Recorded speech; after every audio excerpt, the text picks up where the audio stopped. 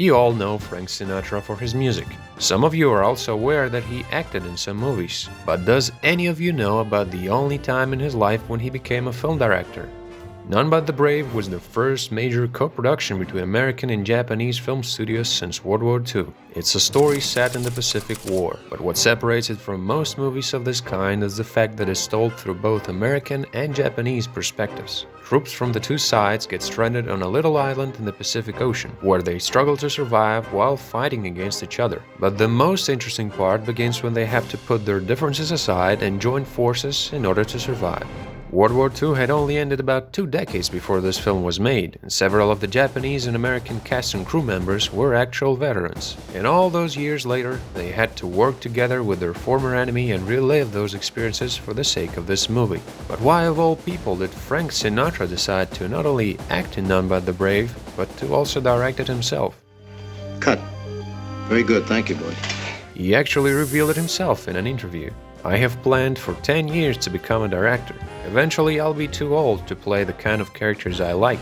Then I found this script at Warner Brothers, written by a Japanese and telling a tense World War II story about the Marines from the view of the Japanese. It was the script that made me decide to direct it this time. Aside from being his directorial debut, another challenge that Sinatra had to deal with was communicating with the Japanese side of the team, most of whom didn't speak a single word of English. But it wasn't really a huge issue because, well, he was Frank Sinatra. He was already a familiar face to them because of his extreme popularity in Japan at the time. He even avoided using interpreters, preferring to communicate with the Japanese cast and crew directly by gesturing or using a few words in Japanese. Unfortunately, Sinatra's overall directing skills didn't match his ability of bringing both sides of the team together, which you can see in his basic and predictable approach to camera staging. Many shots are visually flat and neutral, and he usually resorted to basic coverage to shoot most of the film. This isn't uncommon for a director to do and not inherently bad in and of itself, but it can be used lazily just to have all angles of the scene covered and get the job done as quickly as possible. And cut. Perfect. Print it. Let's move on. However, all that doesn't mean that the movie doesn't have its moments to appreciate it for. One scene that comes to mind in particular is one where Sinatra's character, Francis, who is essentially a medic, is invited to the Japanese encampment to operate on one of their soldiers. The man's leg needs to be amputated, but Francis doesn't have the experience nor the tools necessary for this kind of operation. I'm a Band-Aid man. I'm not a surgeon. I put mercurochrome on the scratches of the guys. The pressure that is put on him to take the risk and try to save his life is very effective because the scene is very minimal in the choice of shots, the performances, and the sound design. It's hands down the most attention-grabbing scene in the whole movie.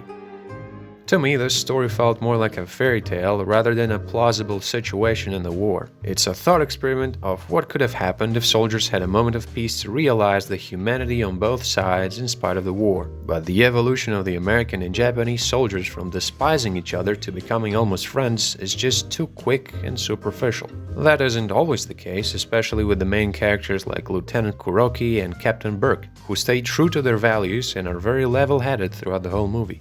I want to whip the enemy as much as you do, not because he's Japanese, but because he is the enemy. Even if they are both dedicated to their respective country, they hate the war and try to keep peace on the island for as long as they can. Our fight is just about that archaic. You're so right. Although all the cast and crew members in the film were old enough to remember the war or even took part in it, it doesn't have a negative impact on the optimistic view of humanity shown in the film. The soldiers on the island get along well in spite of their cultural differences, and this relationship is only broken when war becomes a priority to them again, which unfortunately is beyond their control. In a historical context, when this film was made in the 1960s, the US and Japan had already developed close political and economic ties, even in spite of some unresolved diplomatic issues like America's continued occupation of Okinawa and other Japanese islands after the war. The story in the film was influenced more by the reconciliation that happened between the two countries and their desire to move on, rather than by resentments that were still left over from the war. Even if I have mixed feelings about the technical and narrative quality of this film, it made me discover a very unusual case in the history of cinema. And for that alone, I think it's a movie worth checking out.